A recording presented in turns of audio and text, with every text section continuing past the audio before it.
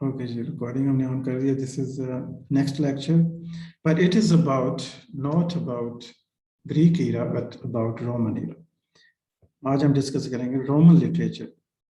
Comparatively उतना rich literature नहीं है जो आपने लास्ट टाइम पे देखा है। वहाँ ज़्यादा ऑथर थे, ज़्यादा कॉम्प्लेक्स पीरियड्स थे, फिलोसफी में बड़ी डेप्थ थी, और इन्होंने तो बहुत ज़्यादा कुछ तो कॉपी किया है ग्रीक ईरा के टाइम में जो लिखा गया है उसी को। हाउएवर रोमन लिटरेचर में देखते हैं कि वो स्पेशल कौन लोग हैं जिनके नाम हमें कुछ पता होने चाहिए, नॉलेज होना चाहिए उनकी। कुछ 2-3 बुक्स ऐसी हैं जो रिमार्केबल हैं, जिनका बहुत ज़्यादा इन्फ्लुएंस है, लेकिन वो ग्रीक पीरियड से बिलोंग नहीं करती, रोमन पीरियड से बिलोंग करते हैं। हमें ये फ़र्क करना भी आ जाएगा इसके साथ।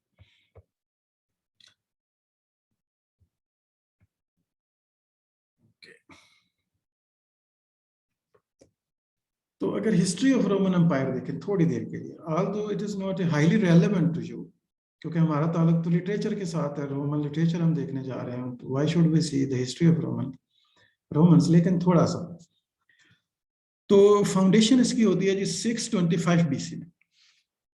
ठीक है, हजरत ईसा के आने से 625 साल पहले इस तरह से हम बात कर रहे हैं। It's fall in AD 476।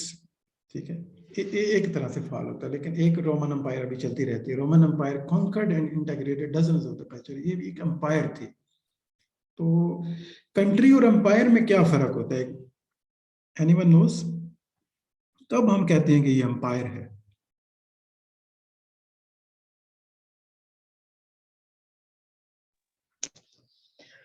यानी आर्गुमेंट कोई सर बात एक गलत सही से मत सोच के बताएं, कोई इशू नहीं।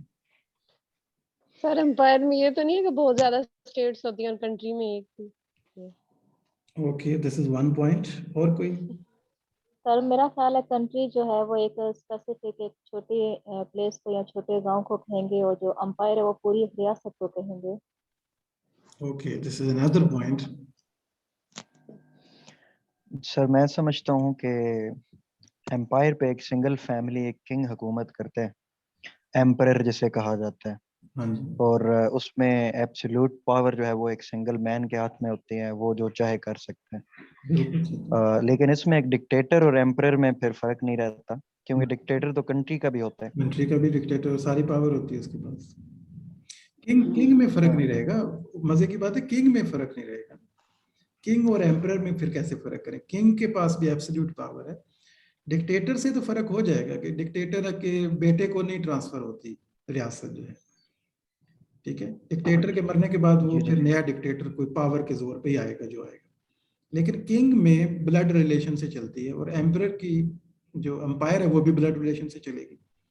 फिर दोनों में क्या फर्क होगा? असल में ये फर्क ऊपर नजर आ रहा है। डजन्स ऑफ द कल्चर, ये आप जो वर्ड है ना, this phrase is very important, it makes umpire something.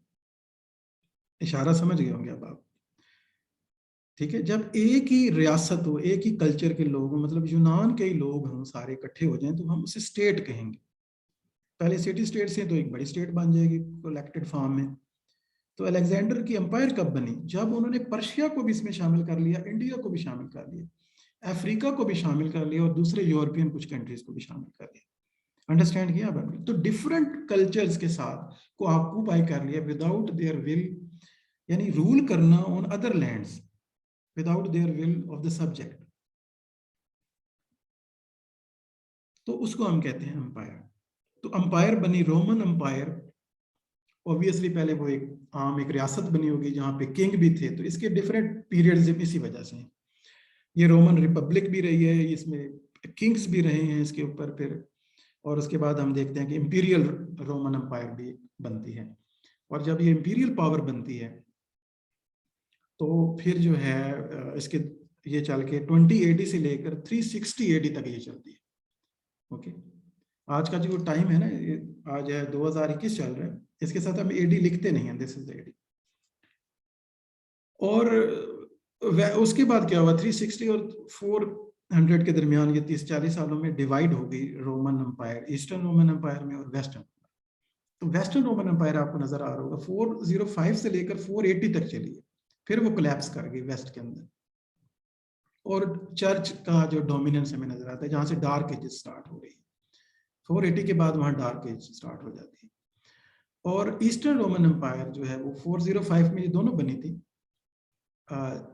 जो भी रीजन रहे होंगे, चलिए हम हिस्ट्री तो नहीं पढ़नी है, हमारा तो ताल्लुक लिटरेचर के साथ है। ये 1453 में इसका एंड हुआ। अच्छा, ये डेट बहुत इंपॉर्टेंट है क्योंकि 1453 के बाद रिनेसां स्टार्ट होता है इटली के अंदर। ठीक है, ये डेट क्यों इंपॉर्टेंट है? क्योंकि इसके कोलैप्स से जो यहाँ पे स्कॉलर थे ईस्टर्न रोमन एम्पायर में, जो ग्रीक जानते थे, ग्रीक लिटरेचर, जो अरिस्टोटल के बारे में जो किताबें थी या प्लेटो की या ग्रीक और फिलॉसफी थी, तो ये सारा को यहाँ इकट्ठा हुआ था और ये स्प्रेड हो जाता है। और इस एम्पायर का खात्मा जो है वो कल बताया था, किसने बताया था, मतलब किसने किया था? फतेह मोहम्मद। सुल्तान मोहम्मद फातेह ने किया। और यानी यस। इस्लामिक एम्पायर ने खात्मा किया। उस वक्त इस्लामिक एम्पायर बन चुकी थी। ठीक है, इस्लामिक एम्पायर का मतलब यही होगा कि बहुत से एरियाज को उन्होंने कॉन्कर कर लिया था, ऑक्यूपाई कर लिया था, जिसमें टर्की वाला एरिया भी एंड भी शामिल हो जाता है और ईस्टर्न रोमन एम्पायर कोलैप्स कर जाती है। और इसके कोलैप्स करने से उनका जो भला हुआ वो ये हुआ कि वहां पे रेनेसां स्टार्ट हुआ। ये सारी बुक्स जो हैं वो वहां पे गई और वहां से एक नया पीरियड स्टार्ट होता है। तो इस वक्त हम वेस्टर्न तारीख के दूसरे पीरियड में हैं। पहला कौन सा था भाई? ग्रीक ईरा था। फर्स्ट हमने अभी कवर किया है ग्रीक ईरा। जो नए स्टूडेंट हैं वो रिकॉर्डिंग में ज़ाहिर उनको समझेंगे, बाकी उनका सवाल होगा तो वो नेक्स्ट लेक्चर में लेके आ सकते हैं। तो इसके यहाँ से आगे हम किस पीरियड में जाने वाले हैं? रोमन एम्पायर का जो रोमन ईरा इस वक्त हमारे सामने है और पहले हमारे पास था ग्रीक ईरा। तो आगे किस तरफ जा रहे हैं, क्या आइडिया है आपको? रेनेसां की तरफ। रेनेसां की तरफ जा रहे हैं, एक पॉइंट है। और कोई? Anglo Saxon. Anglo Saxon period अच्छा है, मतलब ओल्ड रेनेसां वालों ने एंग्लो सैक्सन पीरियड ही भूल गए थे, देखें। और कोई? ये भी एक पॉइंट है अभी। मिडिल एक एजेस की शायद तरफ। सिल्वर एज की थी।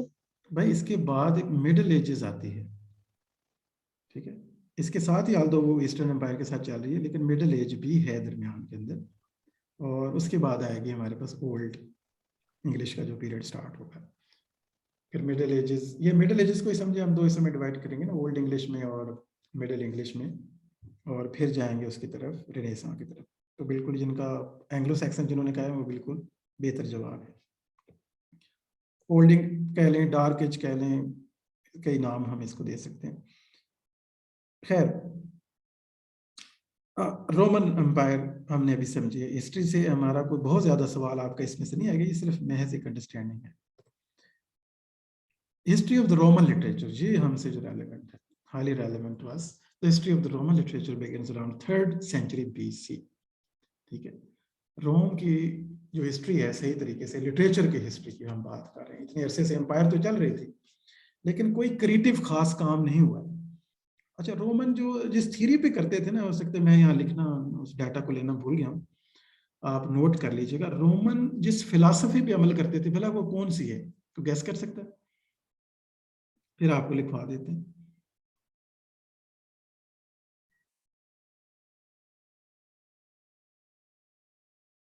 हाँ जी, कोई आइडिया? सो मेरे ख्याल है जो अर्ली रोमन्स थे वो क्रिश्चियनिटी से पहले जो था वो पैगन जिसे कहा जाता है, या एक वो जो नॉर्स रिलीजन है, लेकिन वो तो खैर स्कैंडिनेविया का नहीं, वो था। स्कैंडिनेविया था। ये जिस लेकिन फिलॉसफी ये को ग्रीक जो मानते हैं, रिलीजन, ग्रीक फिलॉसफी थी, ग्रीक रिलीजन को इन्होंने रीइंटरप्रेट किया है, कुछ चीजें नई ले ली हैं, कुछ पुराने गॉड चला रहे, कुछ नए नाम दे दिए। जिस फिलॉसफी को नेम्स इन्होंने चेंज कर रहे अपनाया, जिस फिलॉसफर को, वो प्लेटो नहीं था, ध्यान में रखिएगा, वो एरिस्टोटल भी नहीं था। ठीक है, वो थे स्टोइक्स। ठीक है, स्टोइसिज्म की फिलॉसफी जो है ना यहाँ पे वो डोमिनेट करती है। ज़ेनोफोन की जो फिलॉसफी है, तो उसकी फिलॉसफी को जैसे स्टोइसिज्म कहते हैं, स्टोइक्स की बुनियादें रखी उसने। तो स्टोइसिस्ट थे ये, स्टोइक्स कहलाते थे। तो स्टोइक क्या होते हैं या स्टोइसिज्म क्या है, थोड़ा सा आपने ये देखना है। ये टास्क 1 नोट कर लेंगे, इस फिलॉसफी को आपने देखना है थोड़ा सा, ताकि ये बैकग्राउंड में रहे कि आखिर ये होते क्या है। क्योंकि इनके जो आप वर्क देखेंगे, फिर प्लेस अगर कभी पढ़ेंगे तो आपको पता होना चाहिए कि डोमिनेंट फिलॉसफी जो थी वो इस ईरा में कौन सी थी? वो प्लेटोनियन नहीं थी, आगे डार्क एजेस में प्लेटोनियन फिलॉसफी डोमिनेट हो जाएगी या सोक्रेटिस की हो जाएगी। तो हिस्ट्री ऑफ द रोमन कहाँ से स्टार्ट होती है? हिस्ट्री वैसे अलग से तो हमने देखा 6 समथिंग से स्टार्ट हो रही है, 600 समथिंग से। पर लिटरेचर की हिस्ट्री 3rd BC से, it reached its during the rule of the Augustus and early part of the Roman empire. तो अगस्टन एज आपको पता है, इनकी गोल्डन एज जो है ना लिटरेचर की, वो है जो पीरियड है ना अगस्टस का, वो 3rd BC ही बनता है हम लोग। Latin was the main language used for the writing during ancient Rome, और इनकी जबान लैटिन है, जिसका इन्फ्लुएंस अभी भी हमें ग्रीक और लैटिन, आप देखते हैं कि ग्रामर में स्टडी में भी आप देखते हैं कि जो पुरानी ग्रामर लिखी गई थी वो लैटिन के असूलों को ही बनाया गया, जिसकी वजह से प्रिस्क्रिप्टिव ग्रामर की टर्म हमारे सामने आती है कि लैटिन में जो टर्म्स थी उसी को अपनाए कर दिया गया दूसरी जबानों को समझने के लिए। और अगस्टस जो है, किंग अगस्टस बड़ा इंपॉर्टेंट एक बंदा है। आपने प्ले सुना होगा, अगर पढ़ा नहीं तो, Julius Caesar. Julius Caesar Shakespeare का प्ले है, और जूलियस सीजर के अलावा एक और प्ले है कैलोपेट्रा, एंथनी एंड कैलोपेट्रा। तो जूलियस सीजर की डेथ के बाद, जूलियस सीजर प्ले में से जूलियस सीजर का मर्डर हो जाता है और यहाँ से एम्पायर बनती है। पहला एम्परर जो है ना वो अगस्टस है। फर्स्ट जो, उससे पहले ये एक रिपब्लिक थी, एक एलीट क्लास, एक एरिस्टोक्रेटिक क्लास रूल किया करती थी, सेनेट होता था और वो अपना एक लीडर चुना करते थे। डिक्टेटर चुनते थे लेकिन वो टाइम पीरियड के लिए होता था। तो सेनेट बेसिकली पावरफुल होती थी और ओवरऑल वो अपने आप को रिपब्लिक कहते थे, ये रिपब्लिक है। और इंसान तो ज़ाहिर है एरिस्टोक्रेट्स अपने आप को ही समझते थे ना, बाकी डेमोस की तो कोई अहमियत नहीं थी, या स्लेव्स की या विमेन की, इन तीनों क्लासेस की कोई अहमियत नहीं थी। तो वो एक रिपब्लिक उसको कहते थे। उसके बाद क्या हुआ कि जूलियस सीजर ने सबसे पहले सोचा कि मैं पहले एम्परर बनता हूँ, लेकिन उसका मर्डर कर दिया गया। उस सारे सेनेटर्स ने मिलके उसका मर्डर किया ताकि ये रिपब्लिक से अंपायर की तरफ ना जाए। ठीक है, एक एम्परर बन जाएगा ना, वैसे तो बहुत फैल चुकी थी, एक अंपायर बन चुकी थी, लेकिन लीडर जो है वह एम्परर नहीं था इनका। लेकिन उसके मर्डर करने के बावजूद जो इसका भतीजा है अगस्टस, उसका नेफ्यू है, उसके अचानक मर्डर होने के बाद जो अनार्की फैली और उसमें 2 पावरफुल लीडर हमारे सामने आते हैं, एंथनी एंड अगस्टस। और इन दोनों ने मिल के कुछ अरसा तो चलाई है रियासत को, लेकिन फिर एंथनी को भेजा गया इजिप्ट की तरफ, इजिप्ट कॉन्कर करने के लिए। और वहाँ क्या हुआ कि एंथनी और कैलोपेट्रा प्ले भी आप देख सकते हैं, सुन सकते हैं, पढ़ सकते हैं कि एंथनी और कैलोपेट्रा की लव स्टोरी जो है वो होती है, और अल्टीमेटली जो है वो अगस्टस जो है उसकी और एंटनी मिल जाता है कैलोपेट्रा के साथ, और फिर इनके दरमियान लड़ाई में एंटनी को शिकस्त हो जाती है। और फाइनल जो रूलर एमर्ज होता है, सोल फर्स्ट ग्रेट एम्परर, वो है अगस्टस। और ये अच्छा पैटर्न ऑफ आर्ट भी था, तो इसने बाद में जो है बुनियाद रखी एक रोमन कल्चर की, सिविलाइजेशन की, लिटरेचर को पैटर्नाइज किया, और लैटिन लैंग्वेज जो है वो काफ़ी मकबूल हुई। Greek was also a popular language because it was used by so many people in the eastern portion of the Roman empire. काफ़ी अरसे तक लैटिन के साथ जो दूसरी बड़ी जबान रही है वो ग्रीक रही है। ठीक है, अब लैटिन और ग्रीक दोनों नहीं है, दोनों डेड लैंग्वेजेस हैं। क्योंकि डेड लैंग्वेज हम कब कहते हैं? जब उसका कोई बोलने वाला जिंदा ना रहे।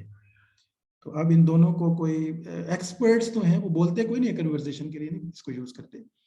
अगर कोई एक्सपर्ट इन लैंग्वेजेस के हैं, क्लासिकल लैंग्वेज के डॉक्टर होते हैं, बट वो स्टडी करते हैं, वो राइटिंग करते हैं। बाकी ये मॉडर्न लैंग्वेजेस में जिंदा ज़रूर है। तो लैटिन से जो ड्राइव हुई हैं लैंग्वेजेस, वो स्पेनिश है, उसमें पुर्तगीज है, उसमें मॉडर्न जो है फ्रेंच है। ठीक है, और इटालियन है, इटली की खुद की अब जो लैंग्वेज है वो लैटिन नहीं है, इटली की आजकल इटालियन लैंग्वेज है जो डॉटर लैंग्वेज है लैटिन की। सो पोइट्री जो perhaps the most famous type of the Roman literature is poetry. जो डोमिनेट किया है ना लिटरेचर, वो ग्रीक में तो आप देखते हैं कि ट्रेजेडी बहुत ज़्यादा फेमस है। आपने देखा कि अरिस्टोटल ने अपनी सारी पोएटिक्स का जोर लगाया है ट्रेजेडी के ऊपर, उसी को डिफाइन करते रहे। पोइट्स, उन्हीं को पोइट कहा जाता था जो ट्रेजेडी लिखते थे, और उन्हीं के दरमियान मुकाबला होता था। वही लॉरिएट पोइट बनते थे, एनुअली फेस्टिवल्स होते थे डायनासिस गॉड के लिए। और यानी कि डोमिनेंट जो जॉनरा, फलसफा तो अपनी फील्ड में डोमिनेंट था ना, तो जो जॉनरा आर्ट में डोमिनेंट था लिटरेचर के अंदर, वो ट्रेजेडी था या ड्रामा कह लें आप ओवरऑल। तो इस ईरा के अंदर ड्रामा था ज़रूर, आगे हम देखेंगे कि ड्रामाटिस्ट भी, और काफ़ी इन्फ्लुएंशियल है वो, लेकिन डोमिनेंट जॉनरा नहीं था ये। ज़्यादा जो लोग लिख रहे थे वो क्या कर रहे थे, पोइट्री लिख रहे थे। The 3 most famous Roman poets, ये 3 बड़े नाम अगर हम निकालें तो वो बनते ही 3-4 है, और उनमें 3 तो हमारे पास पोइट्स हैं। वर्जिल, जो आपने नोट करने हैं, 3 बड़े पोइट कौन से हैं, पोइट्री डोमिनेंट है, ये पॉइंट मैंने आपको बताया अभी तक। एंड सेकंड इंपॉर्टेंट कि 3 ग्रेट राइटर्स जो पोइट्स हैं, जैसे 3 ग्रेट ट्रेजेडियन हमने पढ़े थे और उनके वर्क का पैटर्न भी सीखा, उनको याद भी हमने कर लिया था। ये है वर्जिल, हॉरिस एंड ओविड। तो Virgil is known for the writing the epic poem Aeneid. Virgil का जो फेमस वर्क है, जो डोमिनेंट वर्क है, जो रिमार्केबल है, जिसके लिए आज तक वो याद रखा जाता है, वो एनियड है। एनियड क्या है? Aeneid tells the story of the Trojan hero named एनियस। तो एनियस की ये कहानी, ये भी ट्रोजन हीरो है बिल्कुल, ये ओडेसियस की कॉपी है एक्चुअली। ये जो एनियड लिखी, it is the copy of Odysseus. Pattern वही है, उसी तरह जर्नी है, उसी तरह वो क्वीन ऑफ डाइडो से भी मिलता है, लेकिन इन्होंने उसको रीराइट किया है उस सारे थीम को। It incorporates many historic events in the history of Rome. तो इसको आगे डिटेल में थोड़ा सा और देखेंगे, क्योंकि एनियड और एनियस हमारे लिए इंपॉर्टेंट है। कैरेक्टर एनियस है, पोएम एनियड है, राइटर वर्जिल। और किस तक कॉपी करते हैं, किस सारी स्टोरी तकरीबन कॉपी कर ली इन्होंने ऑलमोस्ट, ओडेसियस को। So Horace is the next author. Horace is known for the collection of the lyric poems called odes.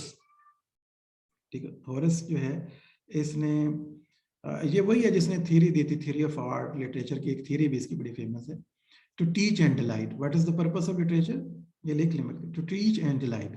ये जो लाइन आप देखते हैं ना, टू टीच एंड डिलाइट, आगे फिलिप सिडनी ने यूज की है होरेस की लाइन। होरेशियन फिलोसफी हम इसे कहते हैं, और इसका बल्कि लिख लें होरेशियन प्रिंसिपल। होरेस से है, होरेशियन प्रिंसिपल ऑफ लिटरेचर क्या था? The purpose of literature is to teach and delight.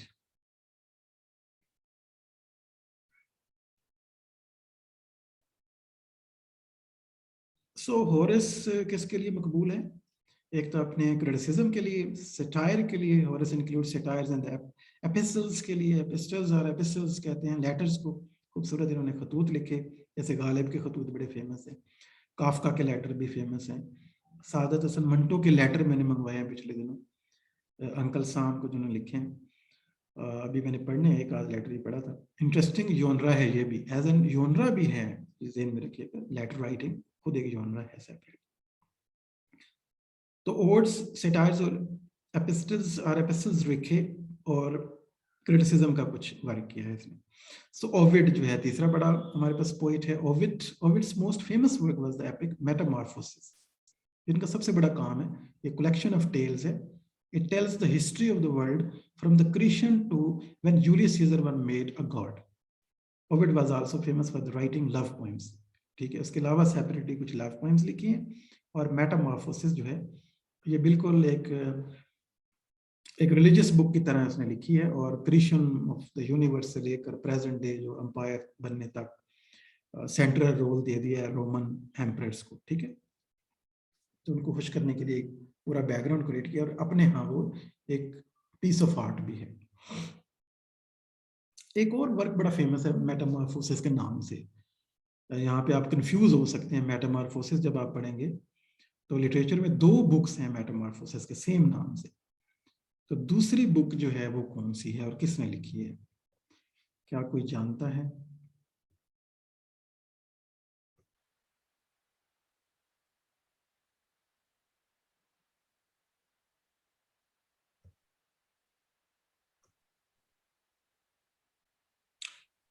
तो जैसे ही आपको याद आए तो मुझे बताइएगा। तो ओविड की जो बुक है वो क्या है? Metamorphosis. Sir, Yes. may I? Sir, other book which is written by Franz Kafka is Metamorphosis, Yes. which is novella. Yes, that is a novella. You are absolutely right. What is your good name? Sir, obviously. Aafiya. Okay, Aafiya ने contribute किया है, तो ये सब note कर लें जी. Metamorphosis जो book है, novella written by Franz Kafka, जिसमें एक आदमी सुबह उठता है तो बग बन जाता है, ठीक है, एक इंसेक्ट बन जाता है, ठीक, या आप कह लें कॉकरोच बन जाता है अचानक से. वो इस अजीब सी सिचुएशन है, वो उसका नाम भी मेटामॉर्फोसिस है. तो यहाँ पे आपने ज़हन में क्या रखना है कि फर्क कैसे होगा. Novella written by the Franz Kafka, option में आ रहा होगा ना, फ्रांज काफ्का का नॉवेला मेटामॉर्फोसिस है, या ओविड की बुक कलेक्शन है वो भी मेटामॉर्फोसिस के नाम से है. तो फर्क उनके टाइम लाइन से भी फर्क कर सकते हैं, और भी कोई हिंट जरूर होता है उसके अंदर.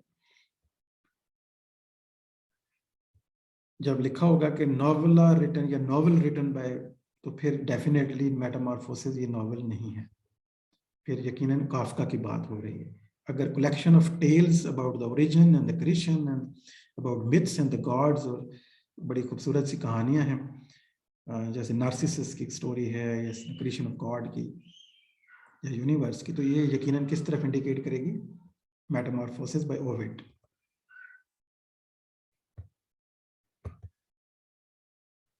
अच्छा जी, तो आगे हम चलते हैं, इसको चेक करने के ज्यादा आगे तो हम नहीं चलेंगे. सो पोइट्री के बाद हमारे पास मेन राइटर जो है ना वो वर्जिल है. हम देखेंगे कि वर्जिल ने क्या काम किया है.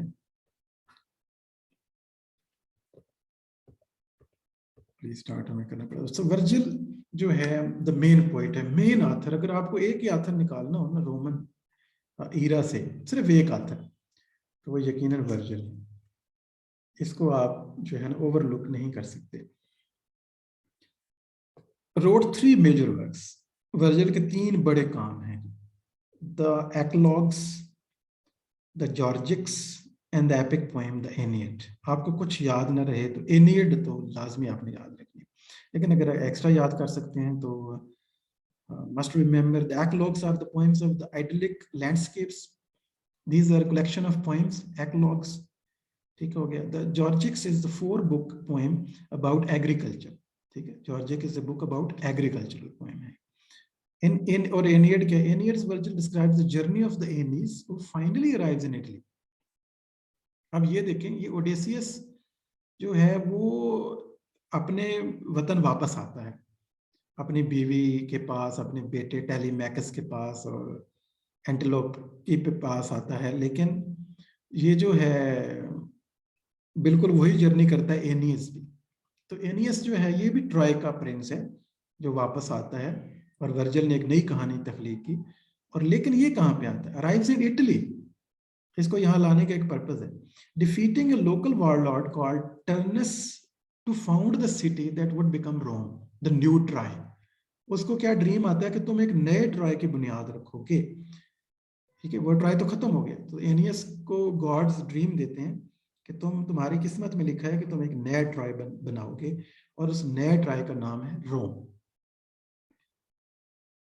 और ये जो रोमन अगस्टस किंग है, तो ये कौन है, उस स्टोरी में इसको क्या बना दिया गया कि ये ट्रॉय से रिलेशन है, इसका ब्लड रिलेशन जो है वो ट्रॉय के साथ है. तो इन्होंने अपनी फैमिली कनेक्शन क्रिएट किए हैं इस तरीके से, एक स्टोरी के जरिए से, ताकि उन्होंने साबित किया कि हम लिटरेचर के साथ बड़ी हाई फाई फैमिली के साथ कनेक्टेड है. और उन्हें अपने आप को ग्रीस के साथ क्यों नहीं लिंक किया, ये एक सवाल मैं आपके सामने रख रहा हूँ. कि रोमन एम्परर ने जब कहानी लिखवाई वर्जिल से, या वो चाहता था कि मेरे लिए कहानी लिखी जाए ताकि मेरी जो रेस है उसको किसी बड़ी फैमिली से कनेक्ट किया जाए, तो उसने ग्रीक के साथ अपना कनेक्शन नहीं जोड़ा बल्कि ट्रॉय के साथ जोड़ा.